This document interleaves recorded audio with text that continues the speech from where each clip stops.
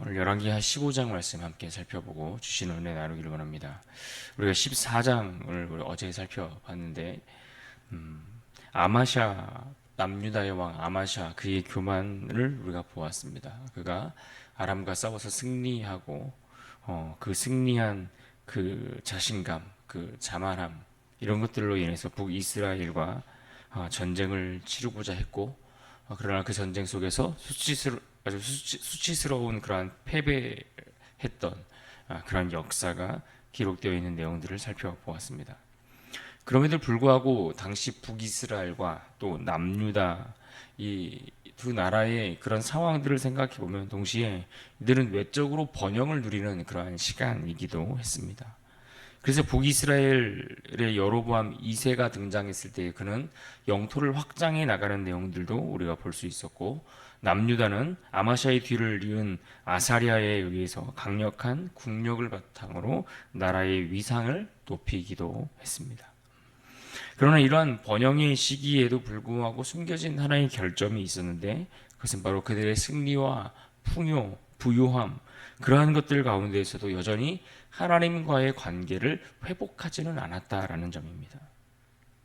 그로 인해서 눈에 보이지 않는 아주 치명적인 균열이 나라 안팎에 일어나고 있었다라는 것이죠. 특히 신앙에 있어서 예배는 그저 형식적인 모습으로 전락해 갔고, 공공연하게 우상 숭배하는 일들은 그렇게 자리를 잡아 있었고, 또 정의와 공의는 이미 무너진 지 오래되었습니다. 그러니 그들의 삶이 궁극적으로 안정하다, 평안하다, 이런 말들을 할 수 없는 지경에 또 그러한 길들로 향하고 있다는 것을 우리는 너무나 쉽게 예측해 볼 수 있는 것이죠. 이는 오늘 우리가 살아가는 이 시대, 우리의 삶 속에서도 동일하게 이러한 모습들을 발견할 수 있습니다. 우리도 외적인 성공을 보면 너무나도 기뻐하고 즐거워합니다. 당연히 그럴 수 있고 또 그렇게 될 것 같습니다. 그래서 외적인 성공을 기뻐하고 좋아할 수 있지만, 그러나 그러한 외적인 성공이 곧 하나님이 주신 축복이다라고 착각하는 경우들도 많이 있다라는 겁니다. 그러나 성경은 우리에게 무엇을 보여주고 있습니까? 우리가 외적으로 보여지는 성공, 번영, 부유함, 이런 것들이 곧 하나님의 축복이라고 이야기하는 것이 아니라 오히려 하나님 없는 번영은 결국 무너질 수밖에 없다라는 것을 우리에게 말씀해 주고 있습니다. 오늘 우리가 살펴보는 열왕기하 15장의 말씀은 바로 그 내용들을 우리에게 가르쳐주고 보여주고 있는 말씀입니다. 15장의 말씀은 북이스라엘과 남유다의 여러 왕들, 그 여러 왕들의 이야기들을 서로 교차해 가면서 우리에게 소개해 주고 있는데, 먼저는 남유다의 아사랴가 나오고 후반부에는 그의 아들 요담의 이야기가 나오죠. 먼저 성경에 보면 이 남유다의 아사랴가 등장을 하는데, 이 아사랴는 또 다른 이름이 우시아라고 우리가 많이 알려져 있고 우리가 그렇게 알고 있는 이름입니다. 이렇게 다른 이름을 사용하는 이유는 그 이름의 의미와 또 상황에 따른 어떤 강조점들 때문에 이제 각각의 이름을 달리 사용하는 경우들이 있습니다. 아사랴의 뜻은 여호와께서 도우신다, 그러니까 돕는다라는 단어의 의미에서 그 이름을 가져와서 딴 이름이고요. 그래서 하나님의 도움과 은혜를 강조할 때에 아사랴라는 이름을 주로 사용한다라고 이해할 수 있습니다. 또 우시아는 여호와는 나의 힘이다, 그러니까 하나님의 힘과 능력을 강조하는 그런 이름이라고 할 수 있죠. 그래서 열왕기하 15장에는 아사랴라는 이름으로 주로 사용되고, 역대하 26장에 가서 보면 주로 우시아라는 이름으로 소개하고 등장합니다. 이렇게 이름을 다르게 사용하는 것은 간단히 성경에서 예를 들면 아브람이 아브라함으로 이름이 바뀌는 일들이 있었던 것처럼 고대 이스라엘 안에서는 흔히 일반적으로 그렇게 이름을 달리 사용하거나 이름을 바꾸거나 하는 일들이 하나의 문화와 같은 그런 영향들이라고 할 수 있습니다. 또 학자들의 견해에 따르면 이 아사랴는 개인적으로 출생했을 때에 붙여진 이름이고, 우시아라는 이름은 왕위에 올랐을 때에 붙여진 그러한 이름일 것이다. 그럴 가능성이 있다라고 이야기하기도 합니다. 그래서 우리가 이런 점들을 참고해서 그래서 이름들이 좀 달리 소개되는 부분들이 있구나, 그렇게 이해하면 좋을 것 같습니다. 다시 본문으로 돌아가서 전체 내용들을 보면 이 아사랴가 장기 집권을 했음에도 불구하고 그의 인생의 마지막은 문둥병으로 안타깝게 끝을 맺습니다. 그러니까 문둥병에 걸려서 별궁에 격리되어 있고, 그래서 그의 아들에 의해서 나라가 다스려지는 그런 일들이 벌어지죠. 또 북이스라엘은 불과 몇십 년 사이에 이 5명이라는 왕이 계속 교체되면서 그냥 자연스럽게 교체된 것이 아니라 계속해서 암살과 쿠데타가 일어나고 이런 아주 혼란스러운 정치적인 격동의 시기를, 그런 역사들이 이어져 가는 것을 오늘 우리에게 소개해 주고 있습니다. 이러한 것들이 전체적으로 우리에게 이야기해 주는 바가 무엇입니까? 겉으로는 번영하고 부유해지고 그들이 점점 형편이 나아졌다 할지라도 실제로는 하나님을 떠난 신앙, 그 신앙의 타락, 그 신앙의 타락은 결국 정치, 종교, 삶의 모든 영역들을 다 무너뜨려 결국 백성들을 고통과 또 나라의 불안정으로 이어져 갈 수밖에 없다. 그런 시대로 전락할 수밖에 없다라는 것을 우리에게 보여주고 있는 것입니다. 한마디로 하나님 앞에 순종하지 않는 번영은 오래 갈 수 없고 또 그 뿌리부터 썩어 무너지게 된다라는 것을 오늘 말씀이 우리에게 가르쳐주고 있습니다. 특히 오늘 본문 가운데 중요하게 반복되는 단어가 나오는데 그것이 바로 산당이라는 단어입니다. 이 산당이라는 단어를 보시면 원래의 뜻은 높은 곳을 가리킬 때에 산당이라는 이 단어를 쓰죠. 그런데 성경에서 주로 산당이라는 단어가 나올 때는 하나님 외에 다른 이들에게 제사를 드리는 그러한 우상 숭배의 장소로서 산당이라는 단어가 주로 사용되고 소개되죠.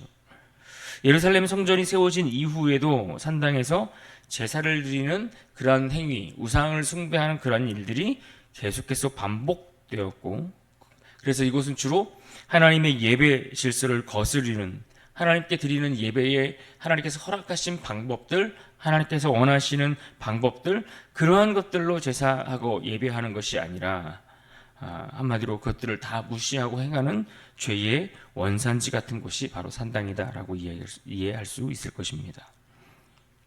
그래서 우리는 이 단어를 보면서 외형적으로 보여지는 이 예배와 또 실제로 우리 내면에서 일어나는 어떤 불순종, 그 사이에서의 어떤 간극을 드러내는 단어가 아닐까 생각해 볼 수 있습니다. 왜 그렇습니까? 신앙이라는 것은 하나님 뜻대로 행하는 것이 신앙이고 믿음인데, 그런데 이와 같은 신앙은 사실 자기 편리를 따라 행하는 모습을 보여주기 때문입니다. 하나님이 원하시는 장소에서 하나님이 원하시는 방법대로 그렇게 예배하고 제사를 드려야 합니다.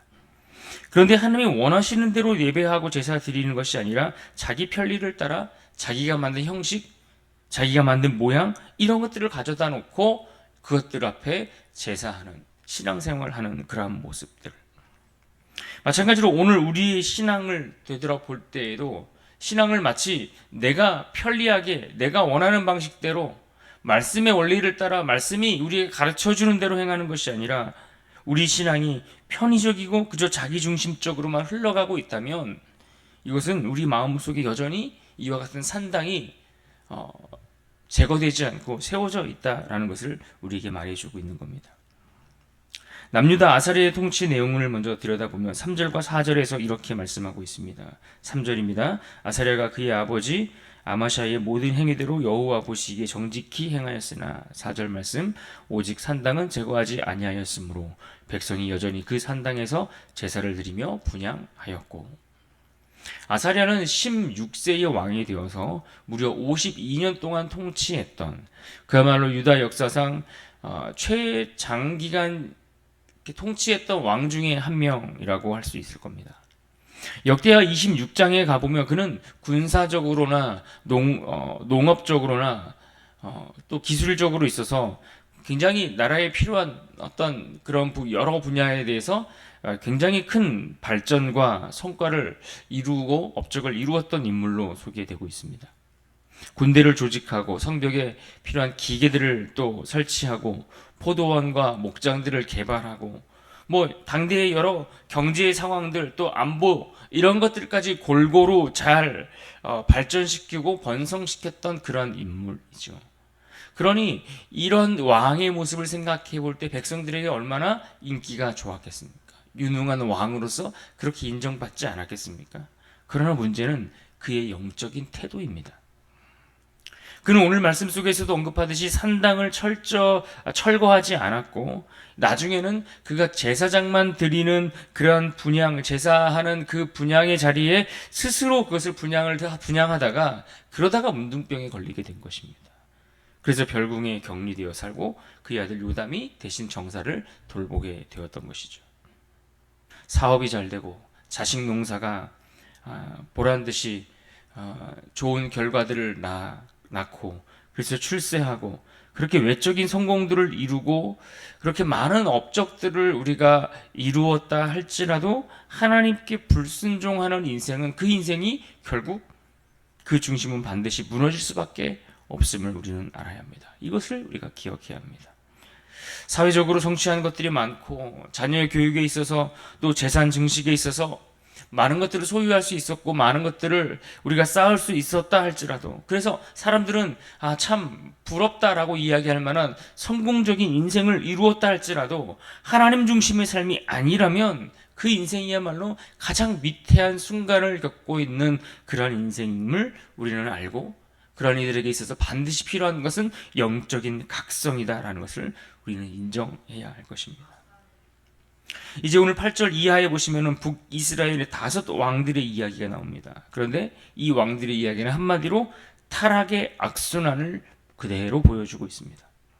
먼저 스가랴가 등장하죠. 8절 이하에 스가랴가 등장하는데 그는 여로보암 2세의 아들 예후 왕조의 여로보암 2세의 아들이었고 또 예후 왕조의 마지막 왕이기도 합니다. 그는 여로보암의 죄에서 떠나지 않았고 6개월 만에 살룸에게 암살당하여 세상을 떠났습니다. 그러니까 앞서 하나님께서 예후에게 그가 개혁을 할 때에 그가 처음에 잘했던 그런 것들 때문에 4대까지 왕위가 이어질 것이다라고 약속을 하시지 않았습니까? 그 말씀대로 이루어졌다라는 겁니다. 그의 후손이 4대까지 이어갈 것이라는 그 말씀이 성취된 것이죠. 이처럼 하나님의 말씀은 반드시 이루어지고 특별히 하나님의 심판은 반드시 이루어집니다. 우리가 이것을 가볍게 여기는 그러한 모습에서 돌이켜야 하죠. 그래서 우리가 죄를 우리가 가볍게 여기는 것 아무리 죄가 가볍게 우리가 여긴다 할지라도 죄는 죄일 뿐입니다. 그래서 반드시 그 죄에 대해서는 하나님이 이와 같이 대가를 치른다는 것을 우리는 기억해야 합니다. 그 다음에 등장하는 인물이 살룸입니다. 그가 앞에 스가랴를 죽이고 왕위에 올랐죠. 13절을 보십시오. 유다왕 우시야 제39년에 야베스의 아들 살룸이 사마리아에서 왕이 되어 한 달 동안 다스리니라. 살룸은 예후 왕조를 끝낸 인물입니다. 4대까지 이어졌던 예후 집안의 그러한 대를 완전히 끊어버렸던, 그래서 스가랴를 암살하고 스스로 왕이 되었습니다.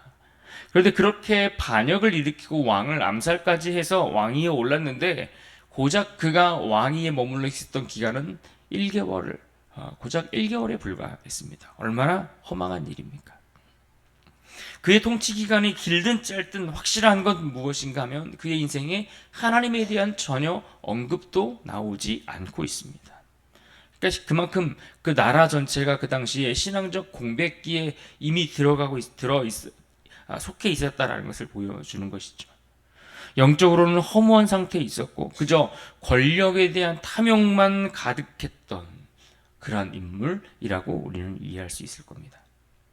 권력을 쟁취하는 자가 권력을 쥐었는데 높은 자리에 올랐는데 하나님의 기준 없이 그렇게 높은 곳에 오르고 권력을 손에 얻으면 어떻게 될까요? 자기 자신뿐만 아니라 그 나라와 백성들은 더 불안하고 고통 가운데 빠질 수밖에 없는 겁니다.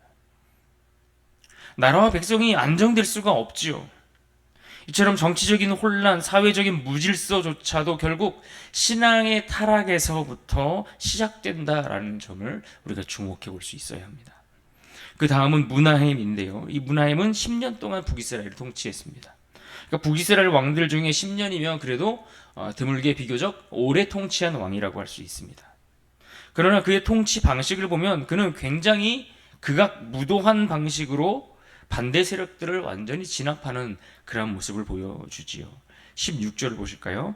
그때 무나헬이 디르사에서 와서 딥사와 그 가운데에 있는 모든 사람과 그 사방을 쳤으니 이는 그들이 성문을 열지 아니하였습니다. 그러므로 그들이 그곳을 치고 그 가운데에 아이벤 부녀를 갈랐더라.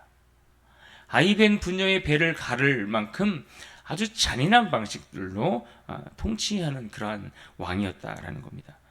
또 아수르 왕 불이 침략했을 때 어떻게 했습니까? 조공을 바치며 나라의 자주권을 스스로 포기해 버렸습니다. 싸워보지도 않고 그냥 그저 그렇게 자주권을 다 포기해 버립니다. 그러면서 그것을 위해 백성들에게 무거운 세금을 거두어서 백성들에게 집만 더 얹어 주었죠. 1인당 50세겔씩 갖다 바치는 그런 일들을 하지 않았습니까? 그런 겁니다. 믿음 없이 뭔가 위기를 모면하려고 하다 보면 세상 권력에 굴복하는 그러한 선택을 할 수밖에 없는 겁니다. 이것은 결국 외교적으로 뭔가 그렇게 잘 달래서 돌려보내서 그래서 살아남았을지는 모르지만 그러나 영적으로는 어떻게 됐습니까? 완전히 무너지는 길을 가게 되지 않습니까? 우리도 위기 앞에서 우리가 무엇을 지키고 무엇을 포기하고 그런 것들을 우리가 잘 구분해서 봐야 합니다. 우리가 위기 앞에서 믿음을 붙들고 믿음을 포기하지 않고 믿음을 지키고 나아가야 되는데 그렇게 하기보다는 돈과 인맥과 타협점을 찾기 위해서 그렇게 그것들에 의지해서 그것들에 치우쳐 살아가고 있지는 않은가 하는 겁니다. 믿음 없는 현실적 판단, 그것은 결국 하나님 없이 살아가는 인생이 되고 만다라는 것을 우리는 잊지 말아야 할 겁니다. 다음으로 부가히야와 베가가 등장합니다. 무나헬의 아들 부가히야가 2년 만에 베가에게 암살됐고 베가는 20년 동안 통치했지만 그 역시 여로보암의 죄에서 떠나지 않았다라는 평가를 했습니다. 그래서 그는 유다를 공격했을 뿐만 아니라 아수르의 침공 위협 속에서도 회개하지 않는 모습을 보여주죠. 그러니까 이 북이스라엘의 5 왕들의 역사를 보면 반복되는 핵심은 하나입니다. 무엇입니까? 여로보암의 죄에서 떠나지 아니했다. 이 표현이 계속해서 반복되는 겁니다. 짧은 기간이 됐던 긴 기간이 되었던 그저 그들에 대한 이야기는 그들이 여로보암의 죄에서 떠나지 않았다. 여로보암의 죄에서 떠나지 아니하였다. 그러니까 북이스라엘은 끝까지 우상숭배와 이 우상숭배 중에서도 이 여로보암의 죄의 핵심은 뭡니까? 자기 방식의 종교를 고집하는 거 아닙니까? 하나님이 정하신 장소가 아니라 내가 정한 장소에서 내가 원하는 방식으로 내가 원하는 모양을 만들어 놓고 섬기겠다라는 것입니다.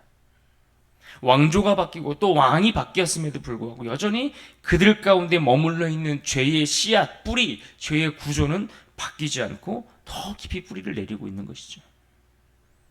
결국 열왕기하 15장에서 이스라엘의 역사를 통해 보여주는 것은 무엇입니까? 정치적으로 계속되는 반역과 반란으로 인해 왕정의 위기가 있었고 신앙적으로는 이처럼 종교적인 부패로 인한 영적 타락의 정점을 찍고 있는 모습을 우리에게 보여줍니다.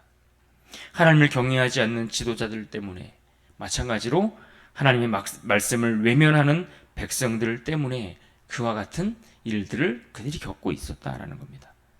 그렇게 하나님을 경외할 줄 모르고 말씀을 외면하며 살아가니 남는 건 무엇이겠습니까? 형식적인 예배가 남는 겁니다.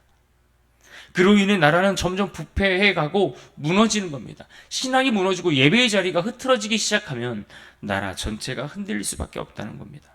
그렇다면 오늘 우리는 어떨까요? 우리가 자녀의 교육이든 또 교회의 성장이든 이 모든 것들을 행함에 있어서 그저 외적인 성공에만 우리가 집중하고 주목해서 교회가 그저 사이즈 커지는 데만 관심이 있고 자녀가 인생 가운데 세상에서 출세하는 데만 우리가 몰두하고 그렇게 살아가고 그런 방식에만 집중하고 있다면 우리의 인생의 결과는 너무나 불보듯 뻔하다라는 것입니다. 내면의 우상, 내 방식으로 드리고 있는 섬기는 예배, 여전히 세상에 쫓는 그런 산당의 신앙을 유지하고 있다면 돌아설 수 있어야 합니다. 특별히 오늘 본문 4절 말씀을 우리가 기억해야 할 것인데 4절에 이렇게 말씀합니다. 오직 산당은 제거하지 아니하였으므로 백성이 여전히 그 산당에서 제사를 드리며 분향하였고, 산당은 그저 단순한 물리적 장소가 아닙니다.